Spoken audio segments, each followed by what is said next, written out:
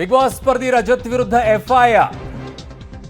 ಬಸವೇಶ್ವರ ನಗರ ಠಾಣೆಗೆ ಆಗಮಿಸಿದ್ದಾರೆ ರಜತ್ ಪತ್ನಿ ಅಕ್ಷತಾ.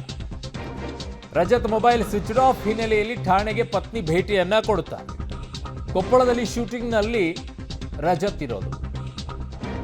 ಬಿಗ್ ಬಾಸ್ ಸ್ಪರ್ಧಿ ರಜತ್ ವಿರುದ್ಧ ಎಫ್ಐಆರ್ ದಾಖಲಾಗ್ತಾ ಇದೆ.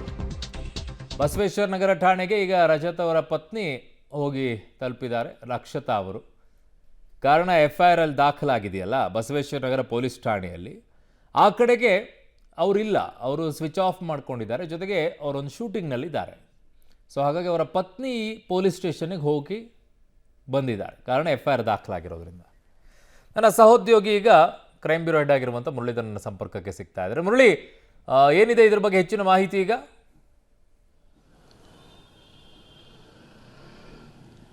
ಅರುಣ್, ಏನಂದ್ರೆ ವಿನಯ್ ಮತ್ತು ರಜತ್ ಇಬ್ಬರು ಕೂಡ ಸಾರ್ವಜನಿಕ ಸ್ಥಳದಲ್ಲಿ ಈ ರೀತಿಯಲ್ಲಿ ಲಾಂಗ್ ಅನ್ನ ಹಿಡ್ಕೊಂಡು ಒಂದು ವಿಡಿಯೋವನ್ನ ಮಾಡಿದ್ರು. ಯಾಕೆಂದ್ರೆ ಇದು ಡಮ್ಮಿ ಲಾಂಗ್ ಅಲ್ಲ, ಇದು ಅಸಲಿ ಲಾಂಗ್ ಆಗಿರೋ ಹಿನ್ನೆಲೆಯಲ್ಲಿ ಅವರ ವಿರುದ್ಧ ಅಕ್ರಮ ಶಸ್ತ್ರಾಸ್ತ್ರ ಕಾಯ್ದೆ ಅಡಿಯಲ್ಲಿ ಒಂದು ಪ್ರಕರಣವನ್ನ ದಾಖಲನ್ನ ಮಾಡ್ಕೊಂಡಿದ್ದಾರೆ. ಯಾಕೆಂದ್ರೆ ಇದು ನಾನ್ ಬೇಲೆಬಲ್ ಪ್ರಕರಣ ಆಗಿರುವಂತದ್ದು, ನಾನ್ ಬೇಲೆಬಲ್ ಪ್ರಕರಣ ಆಗಿ ಸಾರ್ವಜನಿಕರಿಗೆ ಭಯ ಹುಟ್ಟಿಸುವಂತ ಪ್ರಕರಣ. ಆ ಹಿನ್ನೆಲೆಯಲ್ಲಿ ಇದನ್ನ ತಮ್ಮ ಪ್ರಕರಣವನ್ನ ದಾಖಲು ಮಾಡ್ಕೊಂಡಿದ್ರು. ಆದ್ರೆ ರಜತ್ ಕಳೆದ 2 ದಿನಗಳಿಂದನೂ ಕೂಡ ಸಂಪರ್ಕಕ್ಕೆ ಸಿಗ್ತಾ ಇಲ್ಲ ಪೊಲೀಸರಿಗೆ. ಅಂದ್ರೆ ಎಫ್ಐಆರ್ ಯಾವಾಗಲೇ ದಾಖಲಾಯಿತು ಅವತ್ತಿಂದನೂ ಕೂಡ ಸಂಪರ್ಕಕ್ಕೆ ಸಿಗ್ತಾ ಇಲ್ಲ. ಕೊಪ್ಪಳದಲ್ಲಿ ಶೂಟಿಂಗ್ ನಲ್ಲಿ ಇದ್ದಾರೆ.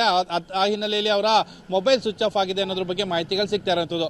ಅವರ ಪರವಾಗಿ ಅವರ ಪತ್ನಿ ಇವತ್ತು ಅಕ್ಷತಾ ಅವರು ಚಂದ್ರ ಲೇಔಟ್ ಪೊಲೀಸ್ ಠಾಣೆಗೆ ಬಂದಿದ್ರು. ಪೊಲೀಸ್ ಠಾಣೆಗೆ ಬಂದು ಅಲ್ಲಿ ಒಂದು ಸ್ಪಷ್ಟನೆಯನ್ನ ಕೊಟ್ಟಿರುವಂತದ್ದು. ಯಾಕೆಂದ್ರೆ ಅವರು ಶೂಟಿಂಗ್ ನಲ್ಲಿ ಇದ್ದಾರೆ, ಬಹುತೇಕ ಇವತ್ತು ಸಂಜೆ ಅಥವಾ ನಾಳೆ ಒಳಗಾಗಿ ಬೆಂಗಳೂರಿಗೆ ಬರುವಂತ ಸಾಧ್ಯತೆಗಳಿದ್ದಾವೆ. ಆ ಹಿನ್ನೆಲೆಯಲ್ಲಿ ಅವರು ವಿಚಾರಣೆಗೆ ಹಾಜರಾಗ್ತಾರೆ ಅಂತ ಹೇಳಿ ಒಂದು ಮನವಿಯನ್ನ ಮಾಡ್ಕೊಂಡಿದ್ದಾರೆ. ಬಹುತೇಕ ಠಾಣಾಧಿಕಾರಿ ಆ ಮನವಿನ ಸ್ವೀಕಾರ ಮಾಡಿದಾರಾ ಇಲ್ಲ ಅನ್ನೋದ್ರ ಬಗ್ಗೆ ಇನ್ನೂ ಕೂಡ ಸ್ಪಷ್ಟನೆಗಳಿಲ್ಲ. ಇವತ್ತು ಸಂಜೆ 5 ಗಂಟೆ ಒಳಗಾಗಿ ಬರಬೇಕು ಅಂತೇಳಿ ಒಂದು ಸೂಚನೆಯನ್ನು ಕೊಟ್ಟಿದ್ರು. ಇವತ್ತು ಸಂಜೆ 5 ಗಂಟೆಗೆ ವಿಚಾರಣೆಗೆ ಬರ್ತಾರೆ ಅಥವಾ ನಾಳೆಗೆ ವಿಚಾರಣೆಗೆ ಬರ್ತಾರೆ ಅನ್ನೋದ್ರ ಬಗ್ಗೆ ಈಗ ಕಾದು ನೋಡ್ಬೇಕಾಗಿರುವಂತದ್ದು. ಅರುಣ್, ಬಟ್ ಮುರಳಿ, ನನಗೆ ಬಹಳ ಕುತೂಹಲಕಾರಿಯಾಗಿ ಕಾಣೋದೇನು ಗೊತ್ತಾ, ಈ ರೀತಿಯಾಗಿ ಮಚ್ಚು ಲಾಂಗು ಹಿಡ್ಕೊಂಡು ಹೋಗುವಂಥವ್ರ ಮೇಲೆ ಎಫ್ಐಆರ್ ಅನ್ನ ದಾಖಲು ಮಾಡ್ತಾರೆ, ಅದು ಶಸ್ತ್ರಾಸ್ತ್ರ ಕಾಯ್ದೆ ಅಡಿಯಲ್ಲಿ ಹಿಡ್ಕೊಳ್ಬಾರ್ದು ಅಂತ ಹೇಳಿ. ಆದ್ರೆ ಮುರಳಿ, ಅನೇಕ ಕಡೆಗಳಲ್ಲಿ ಅನೇಕ ಏರಿಯಾಗಳಲ್ಲಿ ಇವುಗಳನ್ನ ಮಾರಾಟ ಮಾಡ್ತಾರಲ್ಲ, ಅವುಗಳ ಕಥೆ ಏನು ಅಂತ? ಓಕೆ, ಸಂಪರ್ಕ ಕಡಿತಗೊಂಡಿದೆ. ಹಿಡ್ಕೊಂಡಿರೋರ ಬಗ್ಗೆ ನೀವು ಇಷ್ಟೆಲ್ಲ ಎಫ್ಐಆರ್ ದಾಖಲು ಮಾಡಿಕೊಂಡು ನಾನ್ ಬೇಲೆಬಲ್ ಅಂತೆಲ್ಲ ಹೇಳ್ತಾ ಇದ್ದೀರಾ, ಕರೆಕ್ಟು. ಹಾಗಿದ್ದಾಗ ಮಾರಾಟ ಮಾಡೋರನ್ನ ಯಾಕೆ ಇನ್ನೂವರೆಗೂ ಹಿಡಿತಾ ಇಲ್ಲ? ಅವ್ರ ಮೇಲೆ ಯಾಕೆ ಕೇಸ್ ಆಗ್ತಾ ಇಲ್ಲ? ಖುಲ್ಲಾಗಿ ಮಾರಾಟ ಮಾಡ್ತಾರಲ್ಲ, ಅದಕ್ಕೆ ಅವಕಾಶ ಇದೆ. ಅವನು ಖರೀದಿ ಮಾಡಿದವನು ಹಿಡ್ಕೊಳ್ಬಾರ್ದಂತೆ, ಅದಕ್ಕೆ ಅವಕಾಶ ಇಲ್ಲ ಅಂತೆ.